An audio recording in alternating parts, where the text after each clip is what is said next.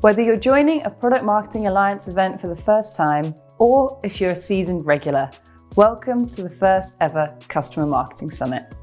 Before we set the ball rolling on the next session, we just want to say a huge thank you to our sponsors, partners, speakers, and you, our lovely audience. From wherever in the world you are watching, we're sure you'll enjoy the sessions from our incredible lineup. With expert presentations, specialist talks, and deep dive panel sessions on the agenda, you are in for a real treat today. To get the most out of these sessions, please ensure you are sharing your feedback and asking all your questions in the comments section, and our speakers will be answering them throughout. After the event, a great place to continue the conversation is in the customer marketing channel in the PMA Slack community. If you aren't already a member, hop on over. In addition to the jam-packed lineup, we were delighted to announce the winner of the Customer Marketing Excellence Award a little earlier today. Missed it? Well, don't worry, because we have given the winner and the runners-up a shout out in the Customer Marketing channel on Slack. Be sure to head on over and share your congratulations. We had a great time reviewing all your fantastic nominations. Thanks for taking the time to share them with us. But now, it's time for the next talk.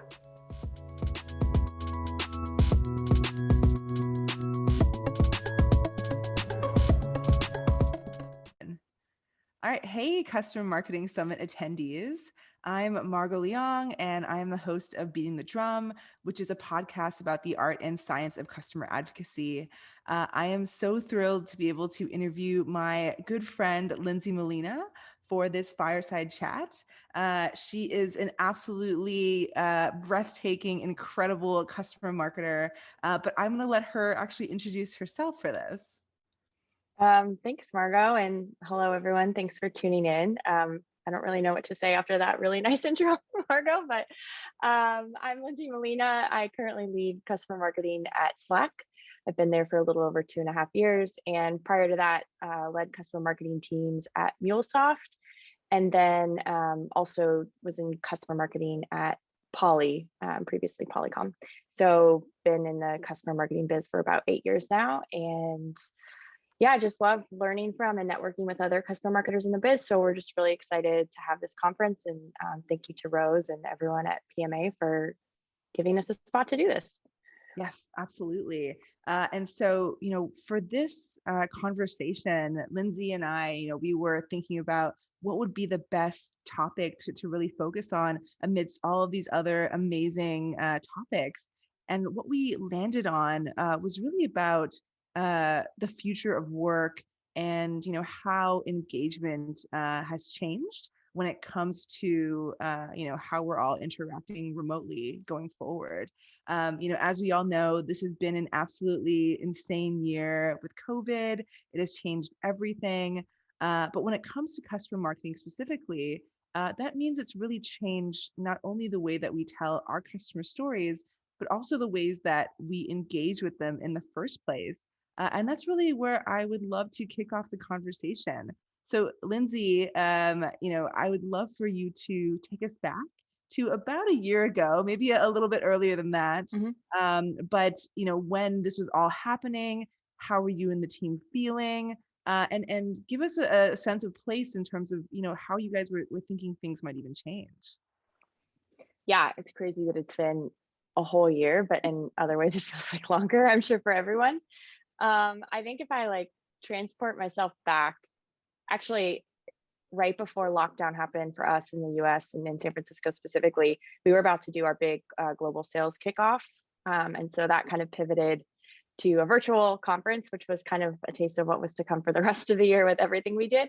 But I think the biggest shift for us, or what we kind of had to realize overnight, was it was really less about the stories we wanted to tell and what we thought we were going to do that year, and more about how do we rally around our customers during this extremely difficult time. There was no playbook for how do you operate your businesses in a pandemic. So I think first thought was, how do we support our customers? What do they need from us right now? And how do we focus on that as priority number one, and kind of table some of the other stuff, which as an organization, Slack did a really great job of that. So it was really reassuring to be part of that culture anyways. So we actually kind of just use it as a time to reach out to a lot of our champions that we'd worked with, hey, how are you guys doing? What do you need? can we give you guys some tips? Because no one had done the full remote in a pandemic situation before, but I think at Slack, we had done a little bit of like the hybrid remote, certain employees were remote and that flexible thing. So talking to them about that and then helping set them up for success. And then through that process too, I think we found some like hero triumph stories of some of our customers who really were after, a couple weeks in, we're like, hey, we got this, like we can work remotely. We have what we need to make our employees successful, feel connected, and be productive. There were actually some interesting stories around the shift to remote work and sort of how these businesses rose to the occasion. And so then it kind of, after the like a little bit of like trough of despair, oh my gosh, then we kind of like came out of it and was like, wait, there's some really great stuff. Our customers are like kicking butt. What can we do to like actually tell those stories now through this new lens? And I think we actually, in some cases, we saw certain customers were like responding to us quickly to do these things. I think because they knew this was a unique opportunity and a time to like get their brand story out there. So yeah, it was a little terrifying at first, I'm sure, like for everyone. And then we kind of found a way to pivot.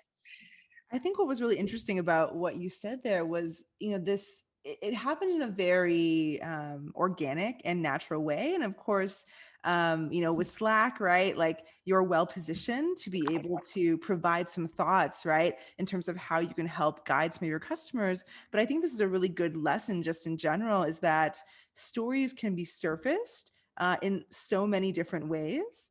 And a lot of that just comes from, connecting genuinely to your customers, right? And reaching out just to be like, hey, how are you doing?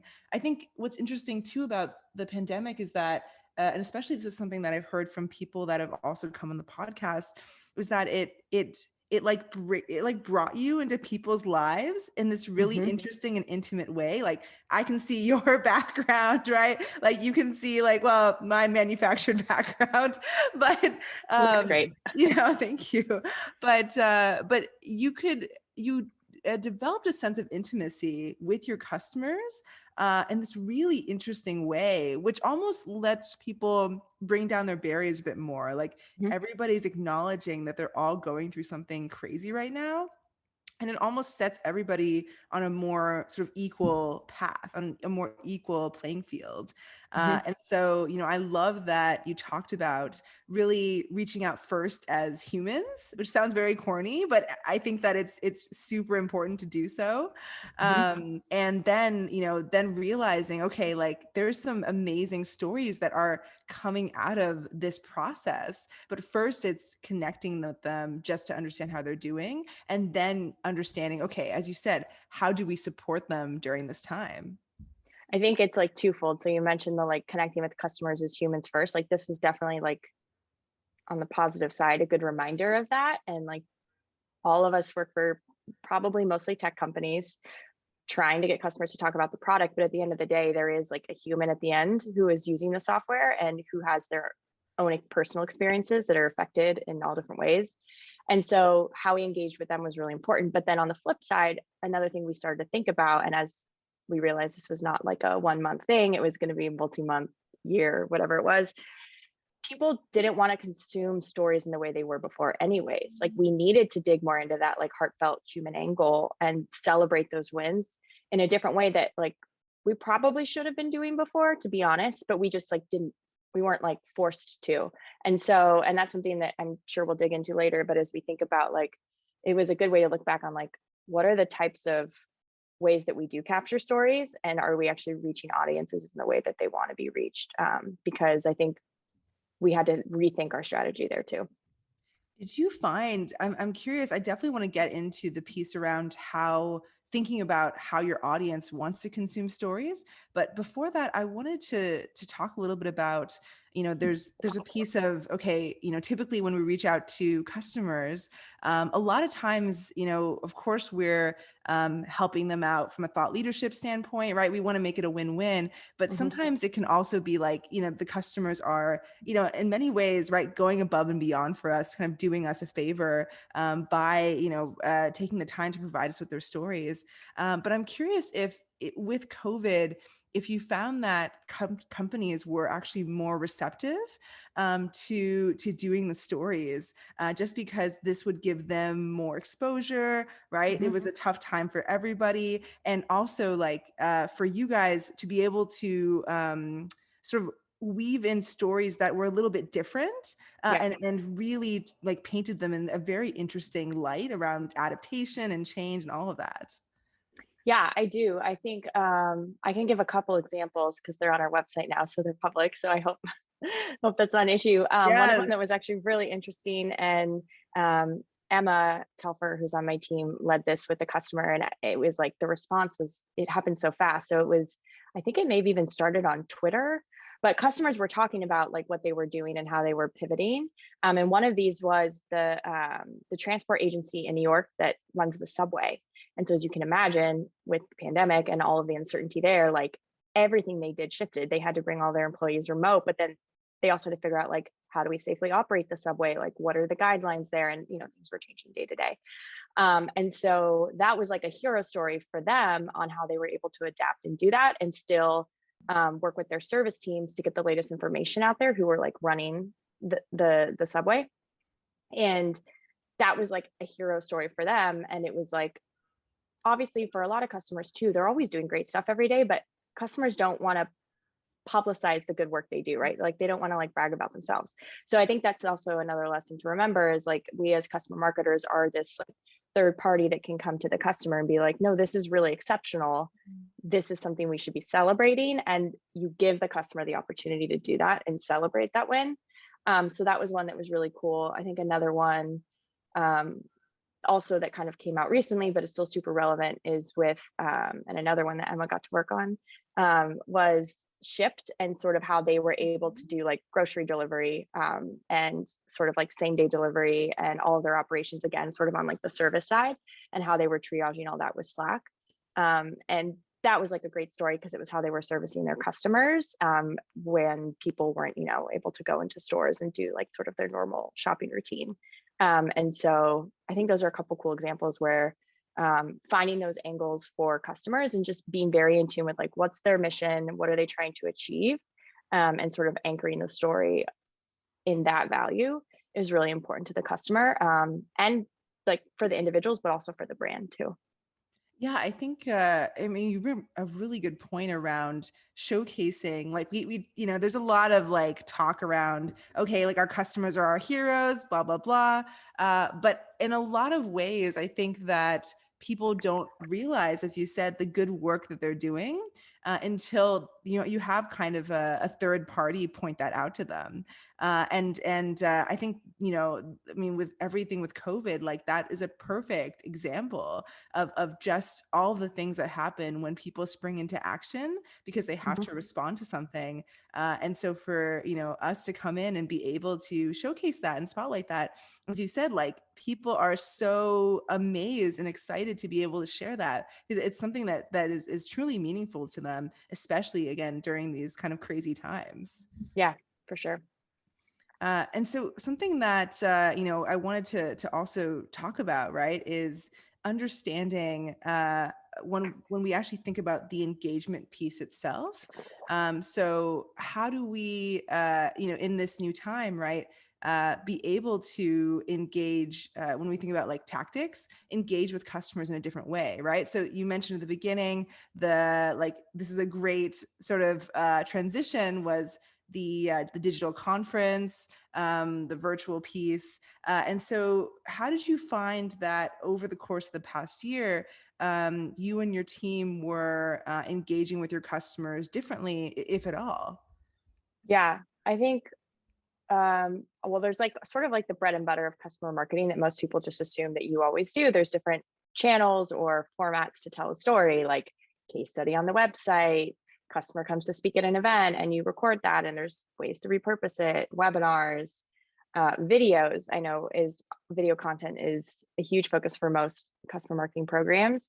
And like the traditional way, if you think about that, it was like you'd go to the customer's office, you would film some interviews, you'd get some beautiful B-roll. It's like a 2 to 3 day thing. And I mean, truthfully, that's like one of my favorite parts of my Me job. Like I too. love being on site with customers and like being in their office and the energy. But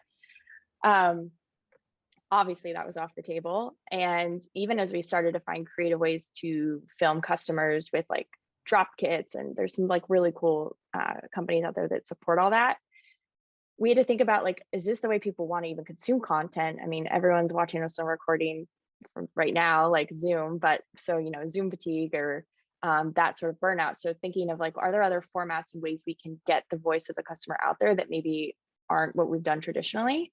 And so we have tried to experiment with different things on social, and there's some cool new formats I think that you'll hopefully see coming out of Slack soon. But just even thinking about ways to do like animated stories, like shorter videos where you can either have narration of the customer and them telling their story, or you can do things with like captions and just like graphic animations of the product. And the other thing too, which is great about it, is there's already so much going on. Like our customers are already so busy. And when you lose that in person showing up at the office and getting to do those things, we just try to think about what are ways we can get them to tell their story that's a lighter lift. And some of this type of work we found to be successful, and it has a little bit more of like a creative spin to it. Yeah, I think something interesting that I've heard too. I recently interviewed Sam Shepler, who's the CEO of Testimonial Hero, and he was talking about how previously, right, you would bring a film crew on site, and then you would film. And to be honest, like I love going there. I love that opportunity to go fly somewhere. Like it's very cool. Plus, I get to eat room service, which is like the best perk for me personally. But basically, like, what he was saying too is that instead of like a trick that he's seeing, right, is that instead of filming through your webcam even, right, is that your video quality is so much better if you do it over the phone. And so you can even set it up so that you've got, sort of the phone pointing at the customer, and then you can ask them questions, right? Get things going in that way so that it's the quality still feels very like basically very high quality and also authentic, but then not also kind of have that sort of grainy, rough feel that you can have from webcam filming. So that's also kind of another interesting way that people can capture video with their customers. But, I think, as you said, right, this also required a shift, not only in terms of how we connect with customers to capture the stories themselves, but whether or not customers would be receptive, in the first place to this type of content. And something I think that I particularly like when I talk to you is that you kind of do this cool thing where you talk about like opportunities in terms of sort of refreshing, right? I think that you talked about this with me on the podcast, where it was like the opportunity to refresh the way we think about case studies, right? And is this aligned fully with the product messaging, right? Making sure that we're not just sort of following in the same rhythm that we have for years and years and years, because it's really easy to do that. But I think it's the same thing with how you think about just generally, does this content still resonate with customers in 2020 and 2021? So I'd love to talk to you a little bit more about that, like some of those, options for, as you said, animated stories, right? Some of the cool things that you're thinking about there. Maybe there's a little preview. Yeah, I think one of the things we're excited to do more is think about how we can partner with our customers and have more of like a brand mapping and sort of like the vision there. And I think obviously this year and like looking forward in a post-pandemic world, like there's always going to be some element of like flexible work and like how we support employees. And so for Slack in particular, we're thinking about sort of like how do we carry that message through and what does that mean? And like you kind of had said or alluded to what we've talked about before is like, I think we fall into the habit of, as a customer marketer, it's like I produce videos or case studies. So, the field needs slides and we're going to have a quote of a number of things we do. And like, that's it. But I think if you can pull yourself out of that a little bit and think about like, what are the messages that we're trying to bring to the market? What's the audience? What do our current customers and also our prospects, like what are they looking for? And then think about the framework that way. And then you have a little bit more flexibility in terms of the types of ways you capture the stories, like I had mentioned. And so I think one area that's really cool, and we've actually gotten some pretty good feedback from some of our customers that we worked with last year.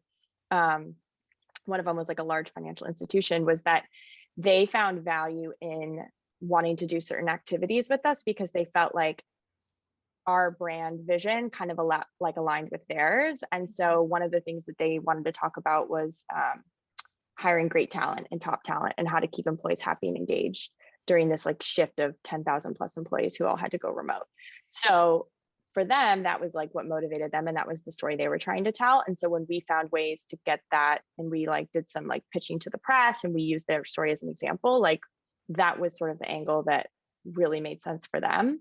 And then I think the other thing to think about is, once you know like what the narrative is or the story is, or you get alignment with the customer on that, there are a lot of lightweight ways to get the story and then package it up back for them for review. So I mentioned like these animated videos that we're like experimenting with, or even I guess they're not even really animations. It's kind of like just like on like stories, if you like think about like Instagram stories. So it's like a few different like still cuts of the customer story with like graphics. Those are things that we can reuse on the web. Those are things we reuse in slides. And it gives the field something that's a little like, I guess, fresher to share versus like just kind of like the standard like case study PDFs and things like that.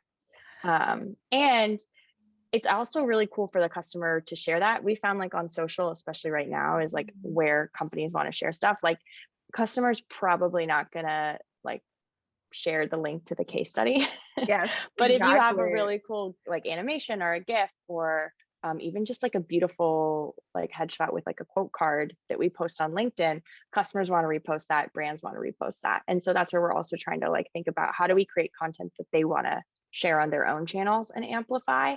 And that gives us way more reach than we're going to create formats that we want to put on our own properties and on our website. So that's, I think, something else that we're trying to get a little bit more creative with too. Yeah, it's I don't know if that was interesting. specific enough. No, it's perfect. Okay. No, I think it's interesting because this, like something like this has basically forced everybody to become naturally just have to change in terms of how they've thought about the creation of this content.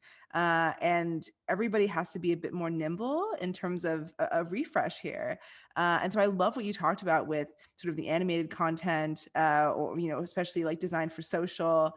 I think something that I'm hearing about too is when it comes to like, again, using animations, if you're not wanting to film the customer or don't have that ability, you could almost have the customer like sort of talk about it, talk about the story, almost like in a way that's a bit more sort of storytelling focused. So you're like, okay, this one thing happened to me, and you know, they become super animated, but then you actually animate someone else talking as them, or you animate like a whole sort of cartoon about it, so that it becomes this really interesting vignette.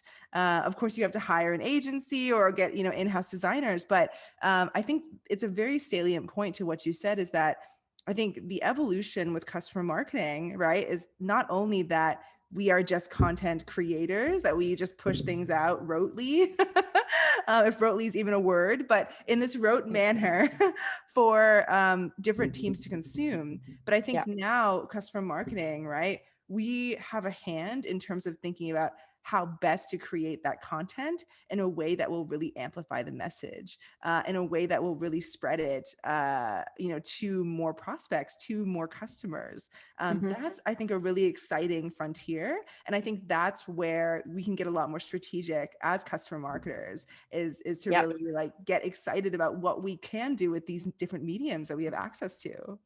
Yeah, I do think it's like light at the end of the tunnel, because I do remember talking to other customer marketers at the beginning of the pandemic. And obviously I'm totally aware of the fact that working at a company like Slack that supports remote work, I mean, there are other companies out there that I'm sure, like when this happened, that it had much bigger impact too. So I am grateful for that, and I want to acknowledge that.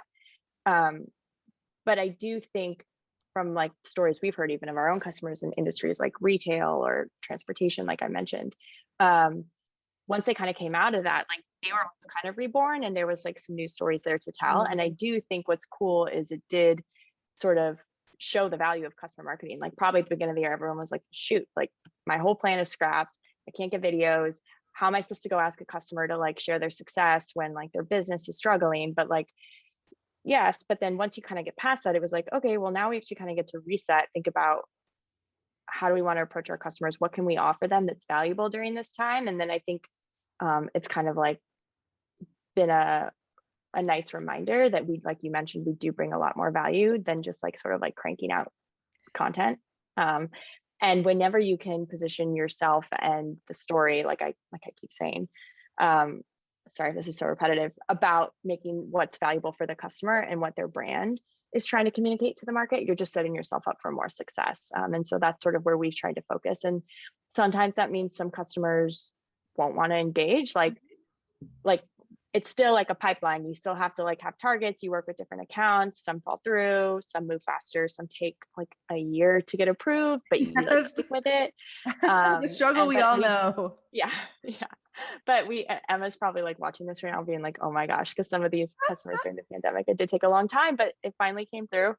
And those stories also last longer, right? Because it's not just like you're going after a customer for hey, we just launched this feature and we want to quote about this feature. And then 6 months later, the story's not as relevant. So I always just find when you anchor it into what was the customer's challenges, what were they trying to achieve, and like who is their customers or who is their audience is where you're going to find the most synergy.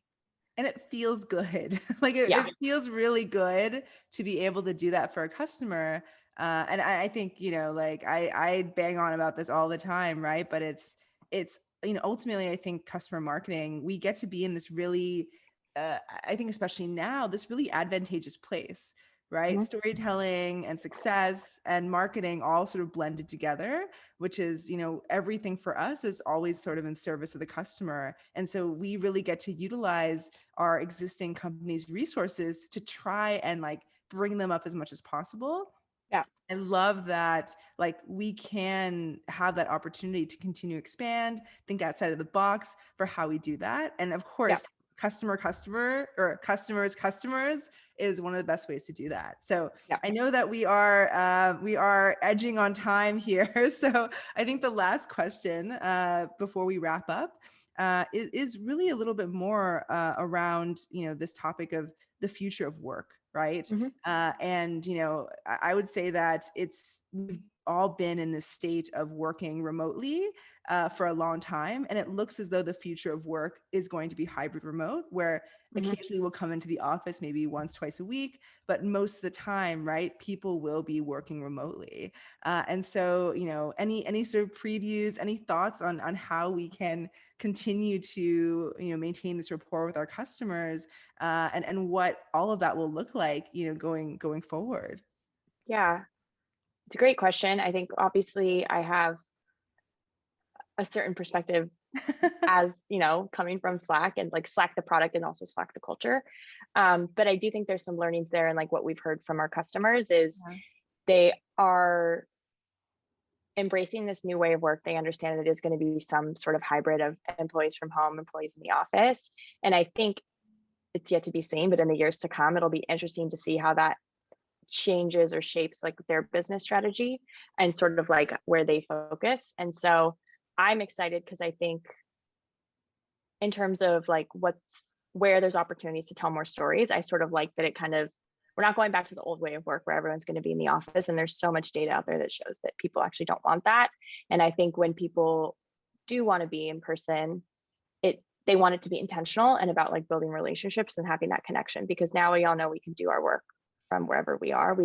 It doesn't make sense to me to like, hey, yeah, I want to go in the office today to just like stare at my laptop all day. Like if I'm going to go in the office, I want to like be with like my colleagues. I want to spend time with them. Or if I'm going to go be with a customer, like I want to use that time on site really meaningfully. And like, what can we do on site that's like super valuable for them?